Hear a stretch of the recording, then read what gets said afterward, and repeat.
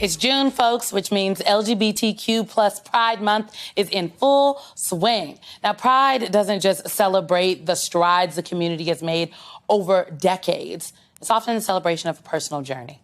A journey from the recesses of the closet to marching in the streets. The journey of claiming your pride in a world that tries to shame you.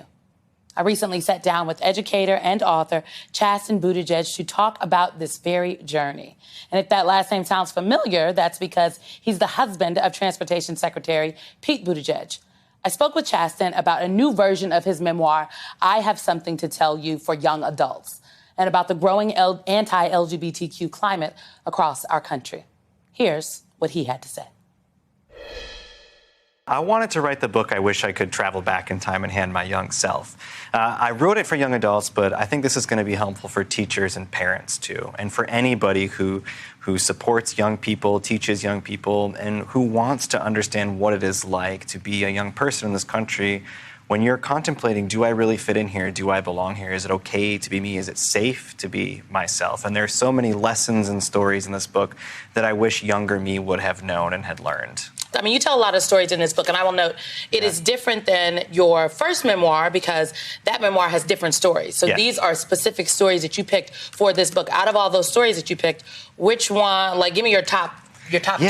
Well, first, I just wish that young Chasten, as well as any young person now, would stop thinking so much about the opinions of other people. I grew up in a conservative rural place in northern Michigan, and I was convinced that the opinions of other people were the opinions that mattered, whether it was my church group or my 4-H group or even the people walking down the hallways at school. I cared so much about what they thought of me. I was terrified they would find out this big secret about me, and then I would lose everything. And I was afraid to be my authentic self. You know, I was a creative kid. I was really bubbly. I was loud and rambunctious, but I wanted to lock that up.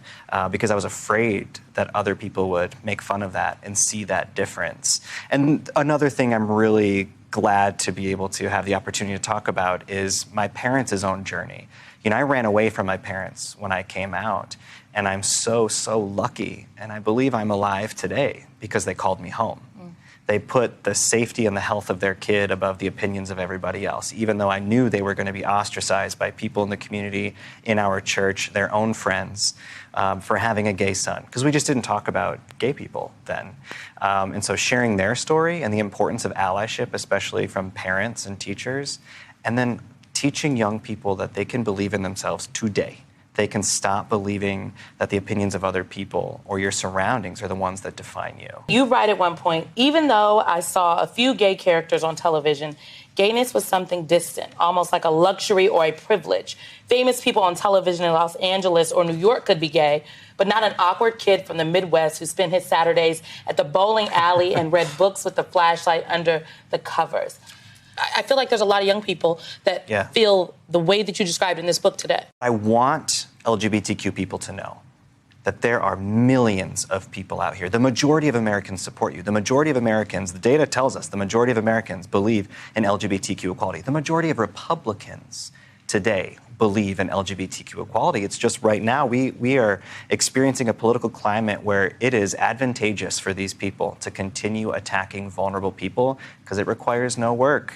When you sat down to do the young people's version of this book, this was prior to the widespread book bans, the don't say gay laws, and now there's one creeping through the legislature in Texas, but most notably the law that's on the books in Florida.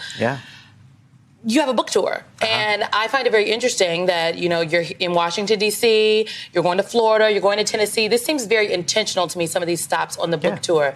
Did you think about aligning your tour stops and telling these stories based upon what is actually happening out there right now? Absolutely. You know, I wanted to hit the big markets. I didn't get to do a book tour for the first one, and so I wanted to do that. But I know that we don't turn our back on our family. And that some of these people in red states, they see, you know, folks online talking smack about their state, but they live there. That's where their families are. And to me, as the teacher, as the advocate, as the parent, I wanted to go there because I wanted them to know that I am not turning my back on them. And I wanted to bring this story, this opportunity for community, even if it's just 2 hours at a book talk, to tell them that somebody cares, somebody is listening. And so many of these experiences in Texas, in Florida, I was in Missouri and Utah, you can tell that people are tired and exhausted. And this is our opportunity not only to call out our allies and tell them that they got to put their allyship into action, but to remind ourselves and our community that we got to lift one another up as well. Are you concerned about your book being banned? I mean, it's an age-appropriate book, so if it's banned, it's just politics. But that doesn't stop people these days. So. It does not stop people these days. Truly my last question. Yeah. You talk about putting their allyship into action. It makes me think about a number of these companies. We're having this conversation during Pride. Companies who, when the going was easy, they were very happy to have the Pride-themed memorabilia, if you will, towels, everything from towels to cups in their stores, displayed prominently. And now, seeing pushback, everyone from Budweiser to Target is making different decisions. Yeah, we call that rainbow washing. That's people profiting off of the LGBTQ community when it's convenient. And now it's not as convenient. People are calling in bomb threats to Targets. And so I'm expecting corporations to stick up and actually put the money where their mouth is. And for allies, they got to know that you got to ask yourself, did I earn that title or did I give it to myself? Ally. And your allyship has to be actionable. People need your time, they need your money, they need your resources, they need your privilege. If you've got privilege like I do, I try to find the ways that I can to support people in my own community and learn and unlearn some things. But right now, especially vulnerable trans kids need our help. Families in the LGBTQ community need our help. And whether you're a big corporation, one of these big box stores that likes selling the towels or the cups, or you're just an ally at home who thinks you're a big-hearted person, but ask yourself, what am I actually doing to support the LGBTQ community, especially in the wake of these ridiculous and egregious book bans, healthcare bans, attempting to push people back into the closet? But I say no, we're not going anywhere, and we need your help. And so this Pride Month, please ask yourself, what am I going to do to actually be an ally to the LGBTQ community?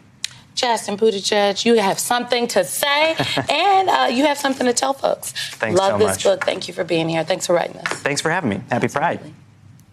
Chasten's book, I Have Something to Tell You, for young adults, is available now. Thank you, sir, for the discussion.